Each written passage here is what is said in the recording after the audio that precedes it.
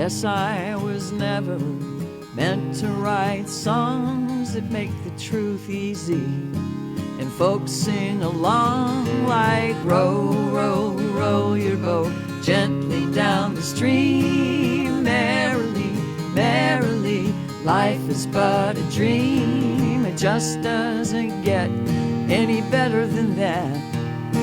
I bow to the genius and tip my hat. Then I complicate the daylights out of everything that crosses my path.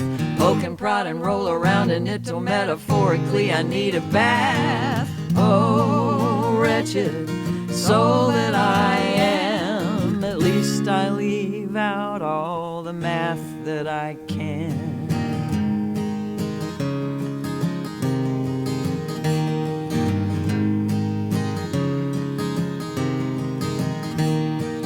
Early to bed and early to rise, make a body healthy, wealthy and wise. If I'd figured all that out when I was young, maybe then answers would come and sit on my doorstep like bottles of milk.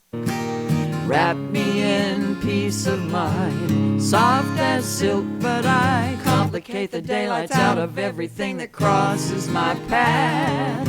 Poke and prod and roll around in it till metaphorically I need a bath. Oh, wretched soul that I am, at least I leave out all the math that I can.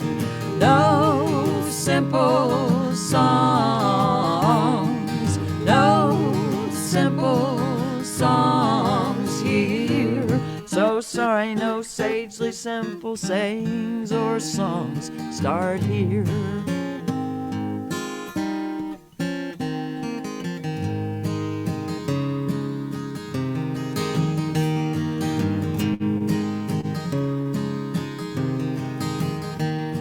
True wisdom is simply beautiful, complex natures completely refutable. Only humans make living hard. Why is it we think we're smart? It's all enough to make Einstein's hair flat.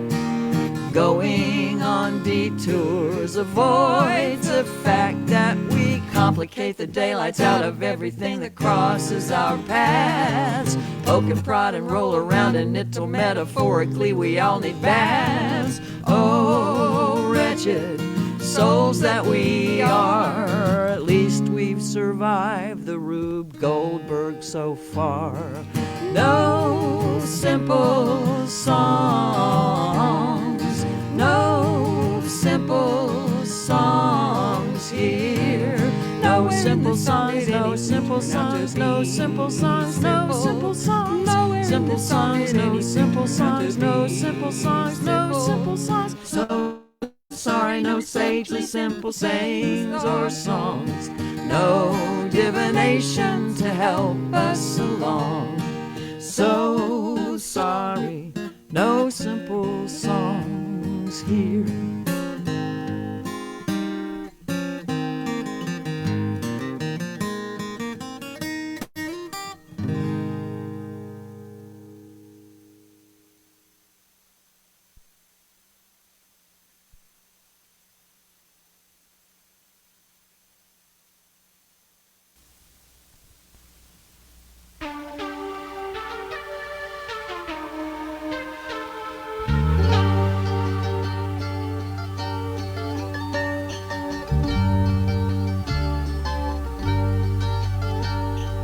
What is this madness that finally brings life from the threshold of death in the depths of your mind? A glimmer that streams through the keyhole of something and shows you your candles were darkness in costume. Sophia, Sophia, weighing the wand where the mysteries bloom. Sophia,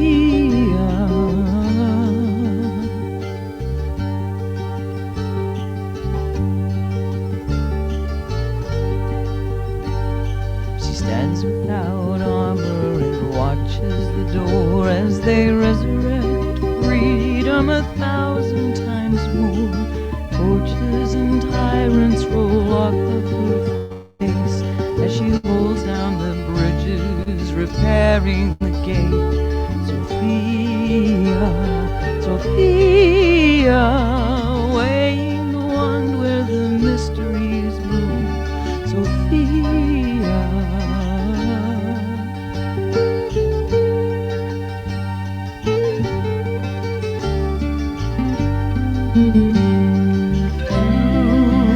Visions cloud your breast, truly your soul's undressed, coming into your own. You're not alone, you're not alone. Brokers and bargainers barter away as the question is lingering how long she will stay, lifting the veil with a lantern to guide you, expose that it isn't a matter of virtue. Sophia, Sophia, weighing the wand where the mysteries bloom. Sophia.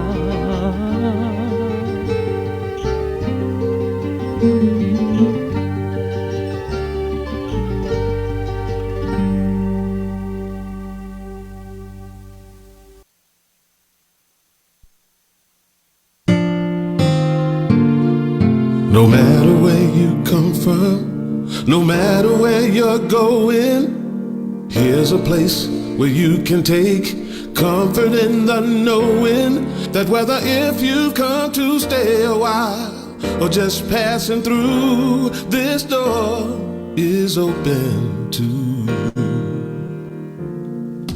Come and let's be silent. Come and share a hug. Come, let's pray together. Come, love and be loved. From the blissed out to the turned out, from the pampered to the abused, this door is open to you. Come on in. Come on in. Come on in. Come on in. The God in us recognizes the God in you. The God in you. Whether you're black or white, gay or straight, Christian, Buddhist or Jew, this door is open to you.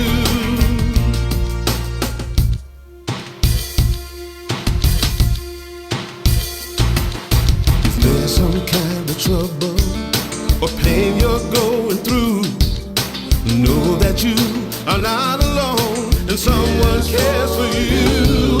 As an individualization of divine point of view, this door is open to you. Oh, this door is open. This door right here, this door is open to you. Is open for you. This door is open to you. This door is open. I'm talking about this door. This door is open. I said this door is open to you. Come on in. Come on in. Come on in. Come on in. The God in us recognizes the God in you. The God in you.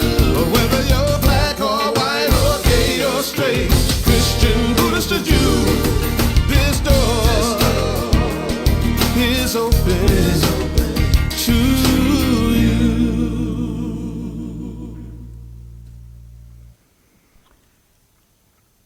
Good morning.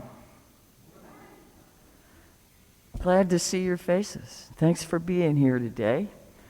I begin usually each Sunday by asking those here, if you mind me at this distance removing my mask, so that if you're uncomfortable with that, would you please let us know? Thank you. All right. Sounds better, I think. This is All Souls Unitarian Universalist Church in Shreveport, and as you know, it's a congregation built on covenant and not creed. We don't have to think alike to love alike.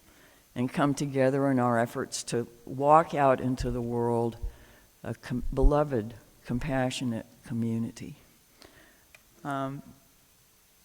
So, whoever you are, whatever your age, race, origin, orientation, background, status, ability, identity, you're welcome here.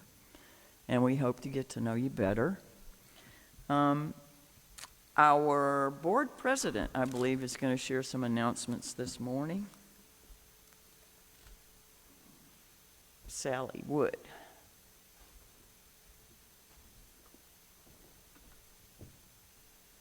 Good morning, everyone. So glad you're here. We have several announcements. The adult religious education is studying now me and white supremacy. They meet in the morning, Sunday mornings, so next Sunday, show up and enjoy a lively conversation of it. It's still on Zoom. It's still on Zoom. Show up on Zoom. The volunteer of the month is Larry Andros, and Larry Andros has given probably the same amount of years of the half of my life to this church doing Buddhist meditations and training. And he has been giving that to our services as well as on Saturday mornings via Zoom right now. So tune in, look online on our website for how to get in touch and join that meditation. It's a great meditation. Zoom lunches are happening on Tuesdays. It means you get your own lunch, you hop on Zoom, and you meet and talk and have just an unfettered conversation with other fellow-like thinkers. The giveaway the plate this month is the Power Coalition for Equity and Justice. They speak for those who can't speak for themselves, who have lost their voice or lost their place in society. And you can give to them online also, and just state when you do it that it's for the giveaway the plate for this month. Our sponsor circles are in full swing and working hard to help the Afghani refugees in our city. If you have some time, if you have an ability to help these people, please call the church and they'll get you in touch with who you need to talk to. Our church is a very active, vibrant church. Even though we have done a lot of it by Zoom, we are still working to follow our principles and make this a better world. Glad you've joined us today and hope you join us during the week. Thank you.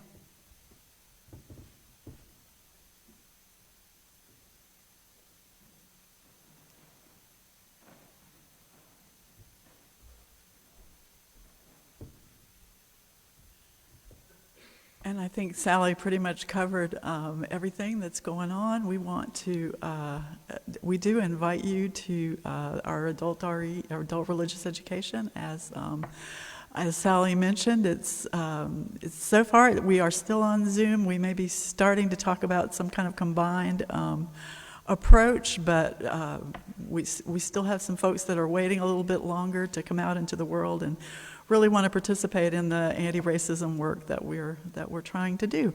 And also wanted to tell you that today we're actually starting back with children and youth religious education. So we have some great teachers this morning, and I am hoping that families will get back in the habit of coming back to church and bringing your kids. They're going to be doing some cool stuff. So I think that is all I have for this morning. Thank you. And by the way, I'm Susan Caldwell, and I'm the Religious Education Director here. Thanks.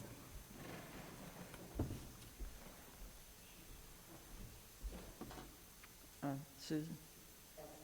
Oh, I'm sorry.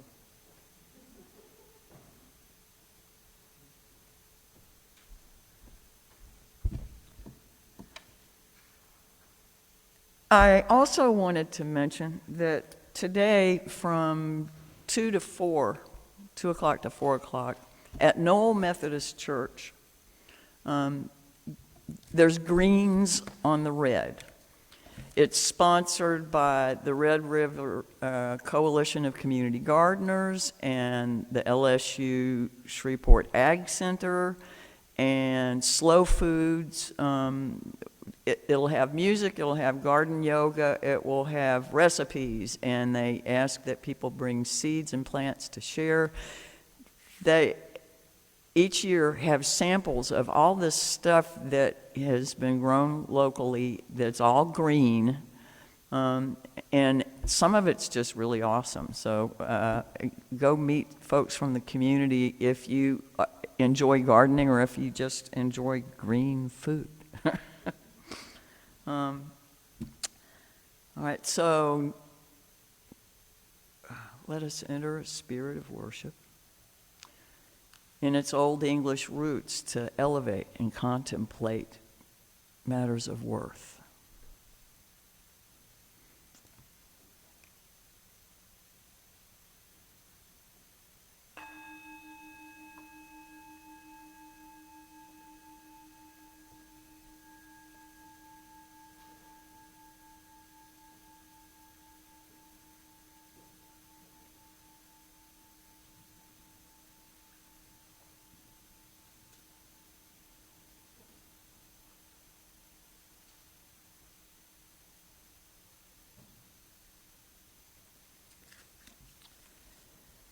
Here in this sanctuary of ancient dreams and wisdom and beauty, we come to grow, to be healed, to stretch mind and heart, to be challenged, renewed,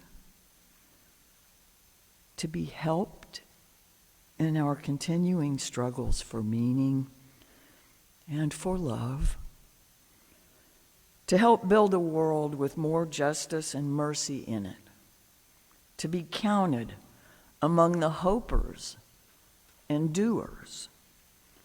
In the face of cynicism, darkness, brutality around us and within,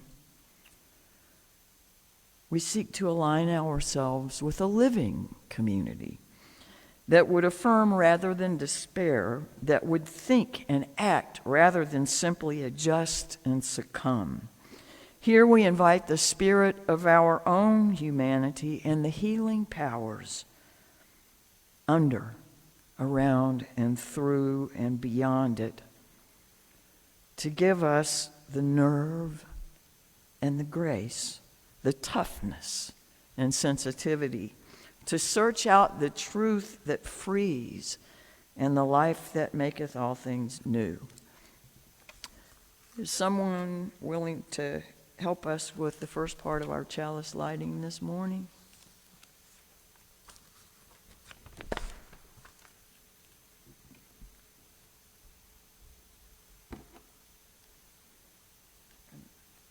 I'll hold it so you can do the motion.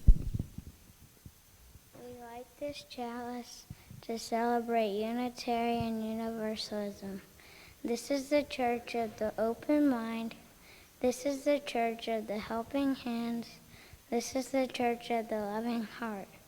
Together with mind, hands, and heart, we care for the earth and for each other.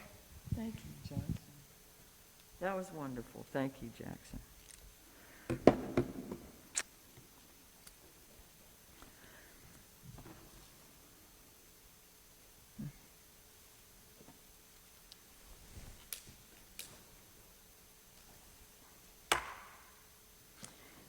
We seek out our place in the world and the answers to our heart's deep questions. As we seek, may our hearts be open to unexpected answers. May the light of our chalice remind us that this is a community of warmth, of wisdom, and welcome of multiple truths. Would you rise in body or spirit and say the unison affirmation with us, please?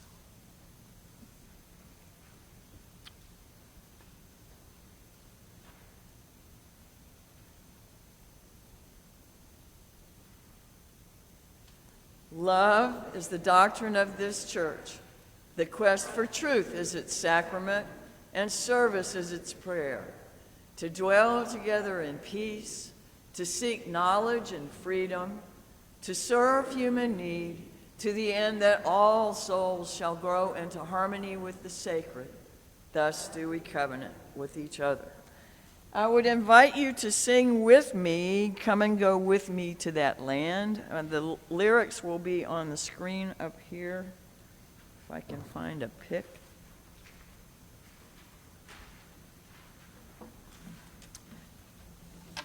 I'm trying to do this in your key, or more in your key, so it will be low for me.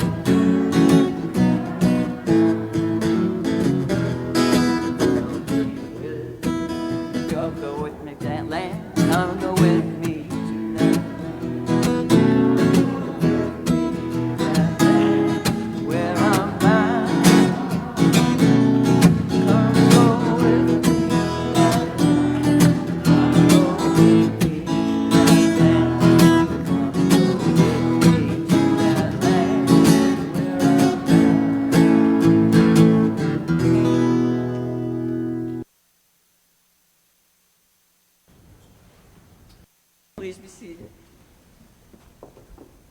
I'm sorry, I forgot to put my mask back on.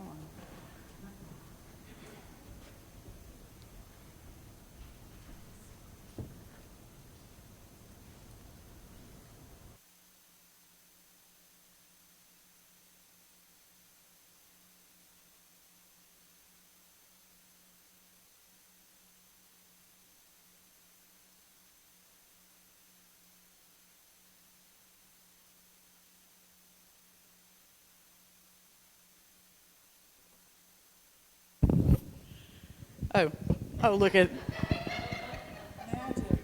What? It wasn't on? I had pushed the button. I swear I did. Anyway, sorry about that. All kinds of things to get used to. So today, Reverend Barbara is going to talk to y'all about the difference between wisdom and knowledge. And so I was looking for something to share on that topic. And I found a wonderful thing that said, knowledge is knowing that a tomato is a fruit and not a vegetable. Wisdom is knowing not to use it in a fruit salad. Now, Of course, because I am in a UU church, I know that at the next potluck, someone will bring a beautiful fruit salad that will include tomatoes, and it will be awesome, and that whole thing will be out the window. So let's just, get that out of the way right away. But I'm reminded of a story that you've probably heard, a Buddhist story where a man, goes up a mountain to find a Zen master. And he says, I have been studying and I have been learning and I know so much now about Zen and I really want to talk to you and I want to learn from you. And the Zen master is listening and he says, well, after a while of listening to this man talk about how much he's learned and how much he wants to learn, he said, let's sit down and have some tea. And they sit down together and he starts to pour tea for the gentleman, and the gentleman is continuing to talk, and the Zen master is pouring the tea, and after a while the man looks down and notices he's still pouring, and the cup is full, it's overflowing, it's going out on the table, it's going out on the floor, and the man says, stop, you don't need to pour anymore, can't you see that it's overflowing? And he says, yes, just like you are so overflowing with knowledge and words that you have no room in your cup to receive. You have no room to learn. And so that to me is a wonderful story about the difference between knowledge and wisdom. Knowledge, yes, he had learned so much. He had learned so much about Zen. Wisdom was knowing when to stop and when to listen. I heard a story just this morning in religious education, one of our class members said he posted on Facebook about a flower that he didn't know what it was. And he said, of course, many learned people responded, and they came up with the scientific name, which now I cannot remember, and I apologize for that. But someone also told him that it was nicknamed crowbait. And so I'm thinking it's a good example of knowledge that so many people knew the name of the flower, but whoever once figured out it was crowbait, that was probably an example of wisdom. They learned that from their experience. So where do we gain knowledge? Where are some places that we gain knowledge? School, yeah. Church, sure. Home, yeah. And what? Online, yeah, by reading online, that's right. And in conversation, yeah. Where do we find wisdom?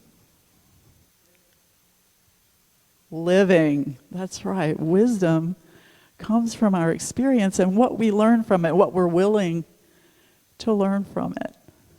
Just like knowing that flower is crowbait.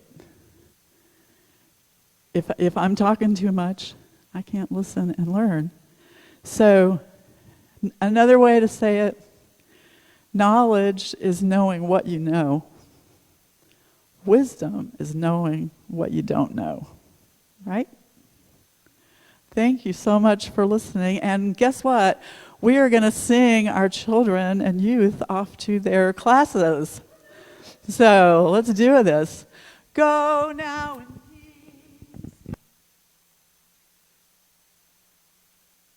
The spirit of love surround you everywhere, everywhere you may go.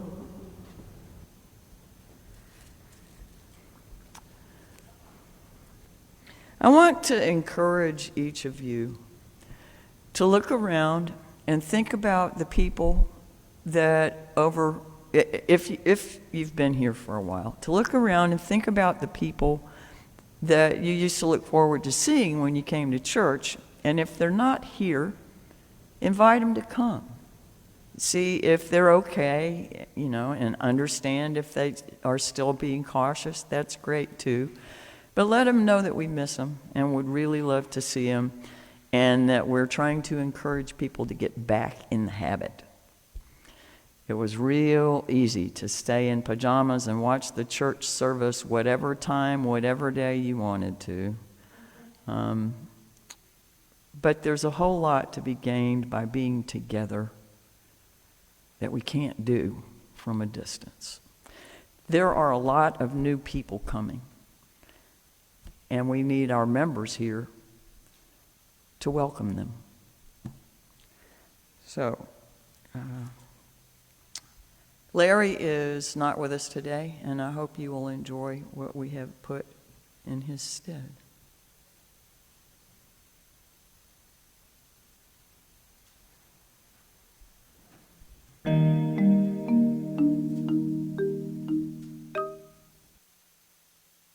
The Peace of Wild Things. When despair for the world grows in me, and I wake in the night at the least sound, in fear of what my life and my children's lives may be, I go and lie down where the wood drake rests in his beauty on the water and the great heron feeds. I come into the peace of wild things, who do not tax their lives with forethought of grief. I come into the presence of still water, and I feel above me the day-blind stars waiting with their light. For a time I rest in the grace of the world and am free.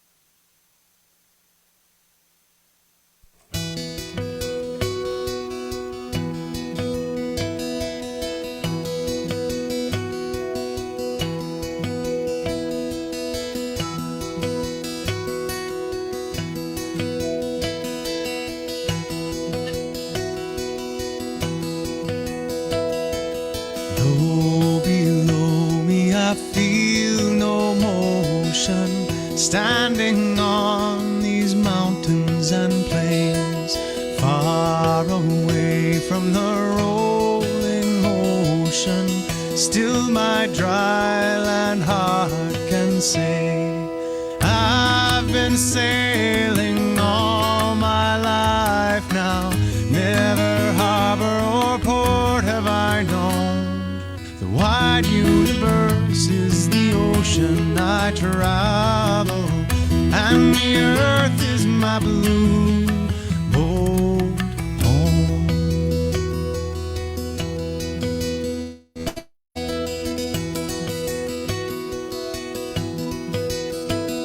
Sun my sail and moon my rudder, as I ply the starry sea, leaning over the edge in wonder, casting questions into the deep, drifting here with my ship's companions, all we kindred pilgrim souls, making our way by the lights of the heavens in our beautiful blue boat home.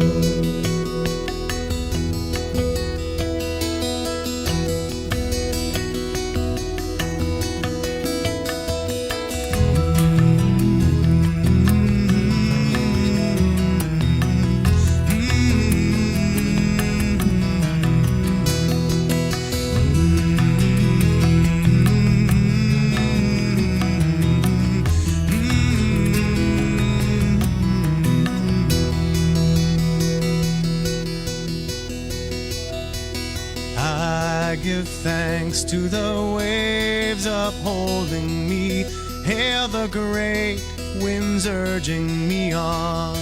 Greet the infinite sea before me. Sing the sky my sailor song.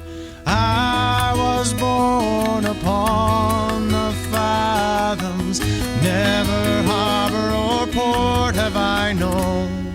The wide universe is the ocean I travel, and the earth is my blue boat home. The wide universe is the ocean I travel, and the earth is my blue boat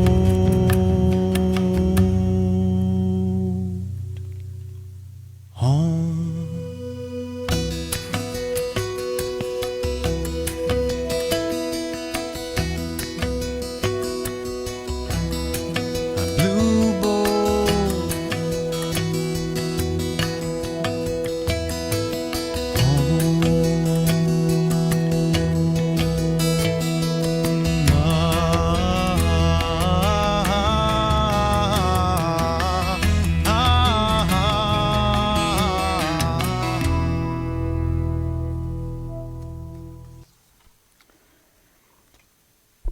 I'm happy to invite one of our former board presidents to come share a little bit about why she thinks being a part of the church is worthwhile. Claudia Harris.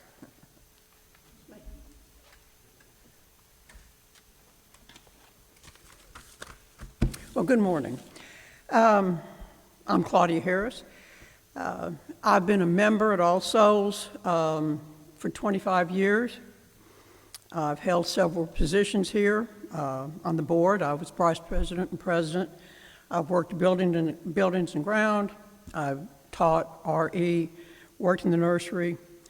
I've been in the pulpit a few times. I've done everything except sing in the choir, and I will say that that's not an oversight on my part. I was given some talents in life, but singing or carrying a tune was not one of them. Anyway, I was delighted when Reverend Barbara asked me if I'd give some of my thoughts about All Souls, what makes it worthwhile for me, and why would I give my time, talent, and treasures. I will say I was fortunate to find myself here at All Souls and smart enough to stay.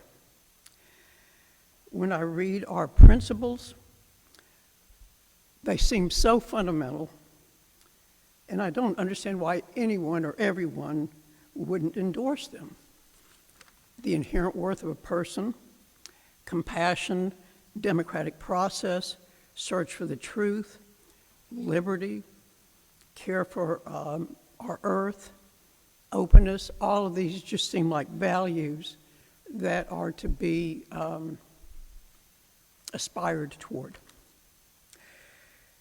When I hear our opening welcome, it's inclusive, not just welcoming, but making our sanctuary everyone's sanctuary. Everyone has a place. Excuse me. We say the unison affirmation every week, beginning with the word love.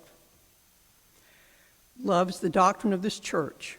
The quest for truth is its sacrament, and service is its prayer.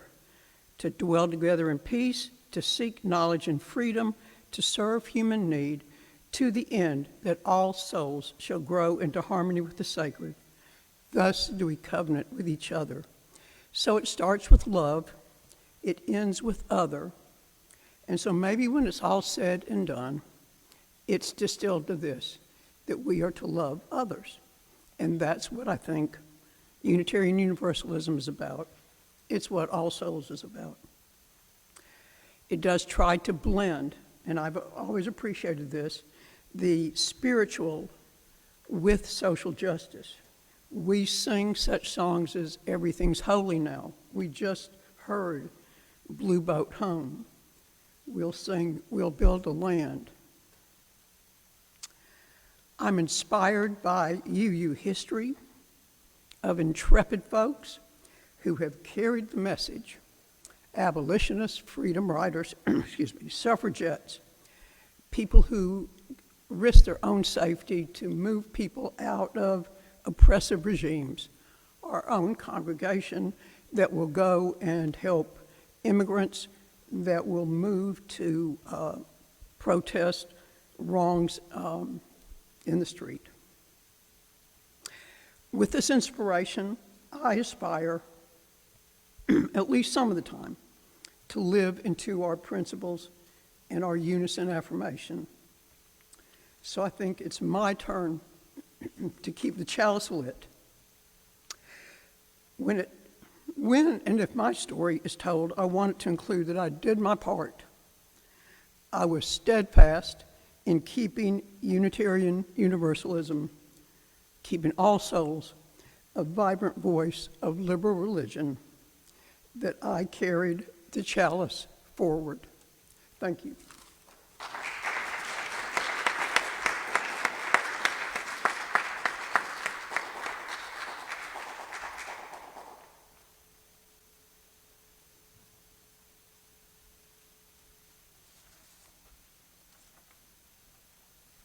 I have us singing a song here. I think you can remain seated. The words are adapted or amended from what they are in the hymnal, so I would not suggest that you look this up in the hymnal.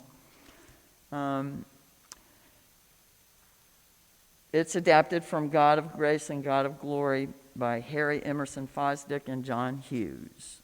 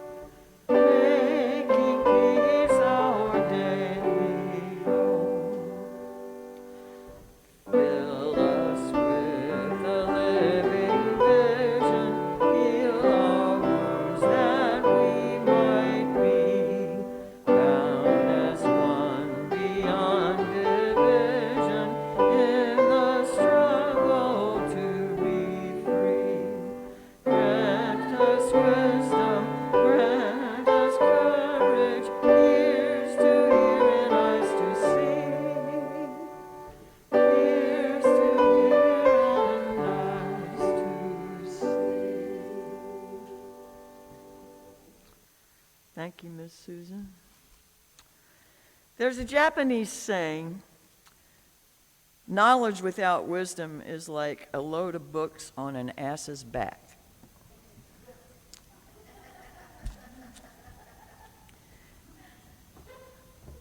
I wouldn't say that I have an overabundance of either. Psychology Today talks about how wisdom is one of those things that's really hard to define or describe, but when people encounter it, they recognize it. You have a sense that someone is sharing wisdom or that they are just a wise individual. In honor of Women's History Month, this past week, some of the daily readings I follow were focused on feminine aspects of the divine, present all along in the form of wisdom. In English, the word wisdom is grammatically neuter, but that's not the case in Hebrew. In the Hebrew scriptures, the name for wisdom was Chokmah, which is a feminine noun, translated, in other words, as that through which all that exists came to be. The ordering principle of creation, one of the foundational texts for Jewish mysticism, the Zohar, breaks the word Chokmah into two parts. Koch, which means the source of energy or force as it exists in its potential form, and also defined as somewhere else as strength. And Ma, which is defined as what is. So the source of energy and force as it exists in potential for all that is. Now, Chokmah means the potential of what is or what is to be. And that's an interesting way to think about wisdom as potential.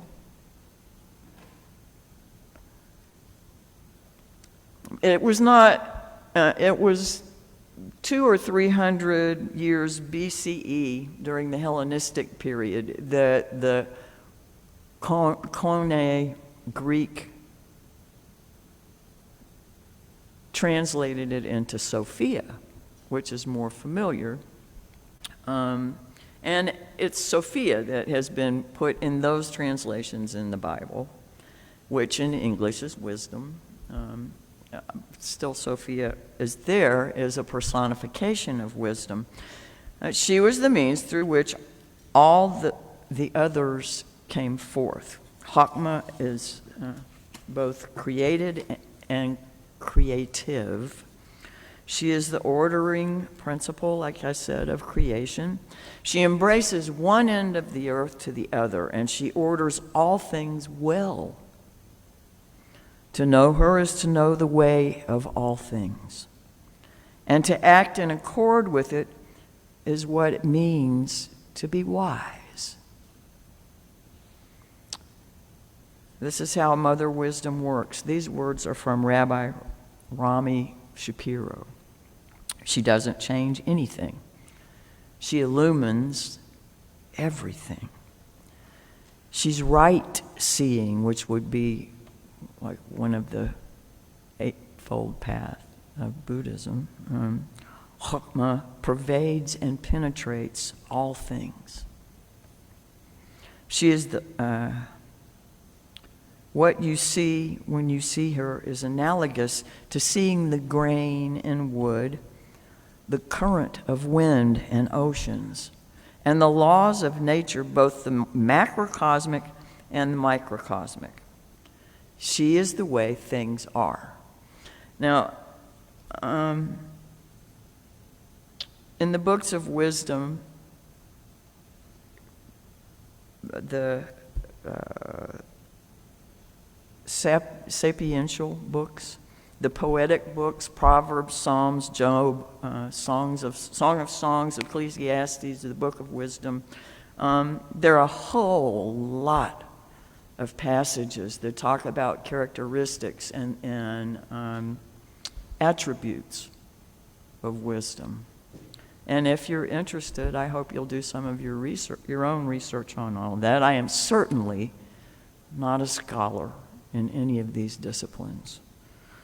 But also in Islam as well, the word is hikmah, which it has the same derivation as hukmah, but it is also a feminine noun. Now, in some languages, everything is either masculine or feminine, like Spanish. Head, no matter who it's on, is cabeza. It's la cabeza. La luna, the moon, is feminine. But, you know, that's not the case in English. And I'm not really sure whether it's the case in these other languages or not. If someone else knows, that would be helpful. But it's not just the Abrahamic traditions that call wisdom by feminine nouns. Prajna, which is both Hindu and Buddhist, is also a feminine noun, and it's the ability to understand the true nature of phenomena. It's insight, non-discriminating knowledge, intuitive apprehension. Again, it's two parts. Pra, meaning higher or greater, supreme, and jna, meaning consciousness, knowledge, or understanding. Another reference stated it used to refer to the extinction of desire, hatred, and ignorance, and ultimately of suffering and rebirth. Literally, it means blowing out. It talks about shunyata, the emptiness, the absence of ego and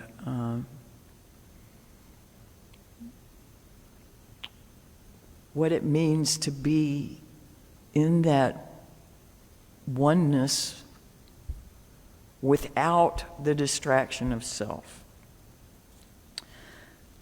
Those words for wisdom may be feminine, but just like half of the nouns in Spanish, they're not intended to imply any gender corner on the market. Got that? This doesn't mean that the recipient of the name Chachma or Sophia or Hikmah or Prajna is necessarily female. I mean, if you're describing someone with those words. Let me throw in Wikipedia's definition. Wisdom, sapience, and sagacity is the ability to think and act using knowledge, experience, understanding, common sense, and insight. Wisdom is associated with attributes such as unbiased judgment, compassion, experiential self-knowledge, self-transcendence, and non-attachment, and virtues such as ethics and benevolence. But are we remotely capable of seeing things objectively? Of unbiased judgment? Of self-transcendence and non-attachment? I want to share a few passages from the book Becoming Wise by Krista Tippett. She used to have a show on public radio called On Being, in which she interviewed all sorts of philosophy and religious figures from around the world, all of the names that you might associate with a show like that. And in 2016, she was the Ware Lecturer at General Assembly at Unitarian Universalist Association's General Assembly, where thousands of Unitarians come together and vote by hand on matters of tremendous significance in this movement. But in Krista's book, she writes, "The longer I live, the less comprehensible I find the notion of a God who listens, yields, takes account of our struggles. Yet at the very same time, I see that an undeniable aspect of the science of our age, mirrored in the disarray of journalism as I first learned to practice it, is the acknowledgement that the very notion of objectivity is an illusion. Simply put, the human participant is always a participant, never merely an observer. Somehow our subjectivity, our presence, our wills matter cosmically, whether we want them to or not. A new puzzle takes shape in my spiritual imagination. If in our end there is not such thing as disinterested, in our end there is not such a thing as disinterested detachment, true dispassion, can that be a defining state behind the universe from which we come and to which we return? And as certain as I grow about some of the fundaments of faith, in a way that would have alarmed my grandfather, who was a very religious man, I think he was a minister, perhaps. I'm not going to say which tradition, I can't say for sure. I grow, if anything, more richly rooted in one of the most inexplicable things he taught me. God is love.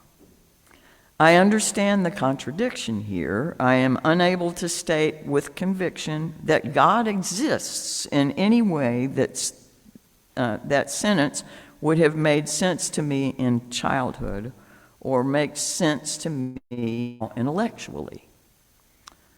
I have my eyes wide open to the horrors that unfold in my city and halfway across the world in any given moment. But I apprehend with a knowledge that is as much visceral as cognitive that God is love. That somehow the possibility of care that can transform us, love, muscular and resilient, is an echo of a reality behind reality, embedded in the creative force that gives us life. One of the great ongoing debates in the history of mathematics is whether mathematics is invented or discovered. Did Einstein invent E equals mc squared, or did he discover it embedded in the fabric of reality, waiting to be seen?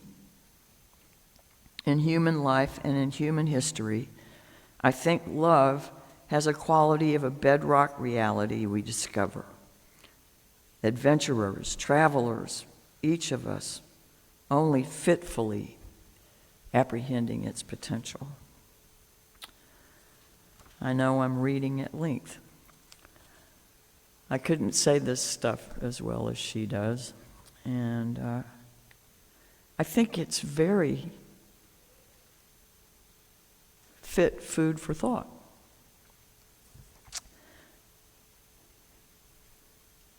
A little further on in the book, the spirituality of the mystic and scientist, a reverence for wonder, and the possibility of never-ending discovery also points a way forward for the orthodox of every tradition to live with the mystery of a world of kinship with the religious other and non-believer.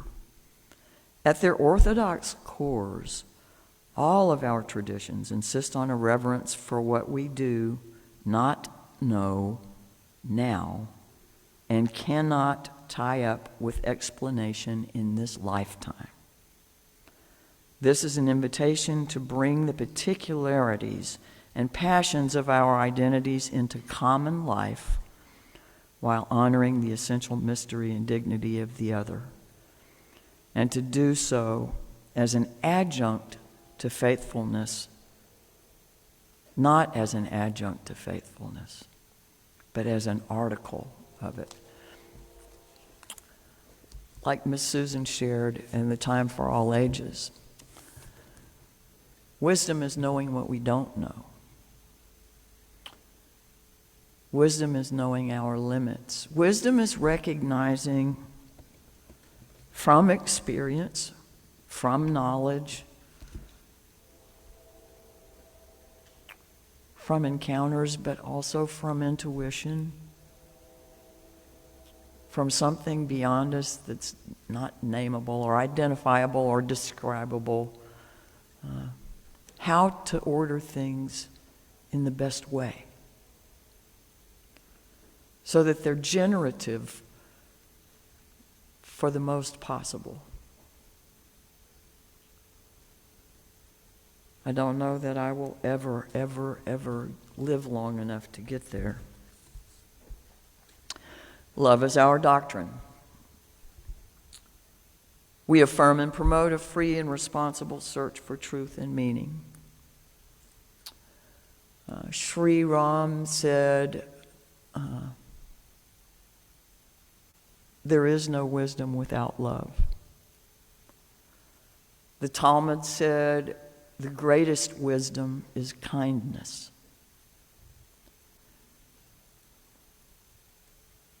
The kind of wisdom, even defined by Wikipedia, is so very hard for me to imagine living up to. Though each of us may hold a modest portion of wisdom in some areas, this or that, some circumstances, some circles, a truly, deeply, comprehensively wise individual is rare indeed. Someone who can see all sides of circumstances and discern the best possible course of action, the truest path for all concerned. Since I'm sure I will not live up to that high mark, I will nonetheless do what I am able to live into it. Words of wisdom. Sophia, Hakma, Hikmah, Prajna.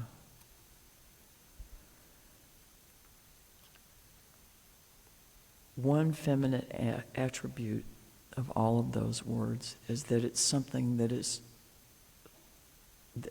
not aggressive. It has to be sought. I invite you to sing with me our closing hymn, number 298, if you care to look it up in the hymnal. The words will again be on the screen. Wake now my senses. If you will rise in body or spirit, please.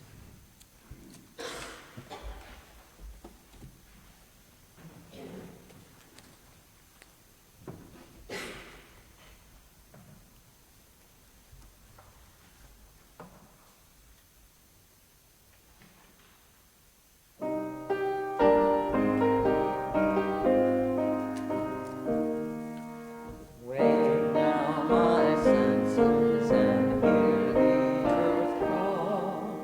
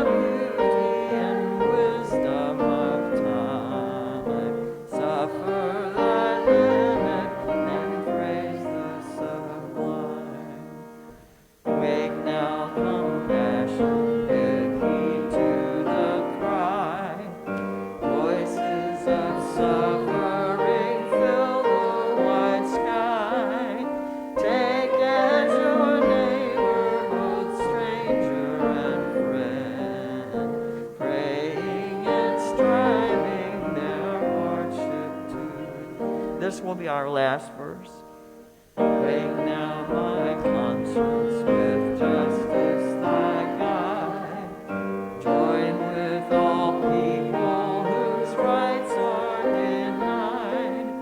Take not for granted a privileged place. God's love embraces the whole human race. I hope in the near future we can hear some of the words of wisdom from all of you. Like I said, Psychology Today said, wisdom is one of those qualities that it's difficult to define because it encompasses so much, but which people generally recognize when they encounter it. May we find her more abundant in our lives each day. May we know and cherish her. And may our wisdom show itself in compassion and understanding, and may the fruits of her Spirit be apparent in our lives. Go in peace. Go with love. Ashe, Amen. Blessed be, so be it.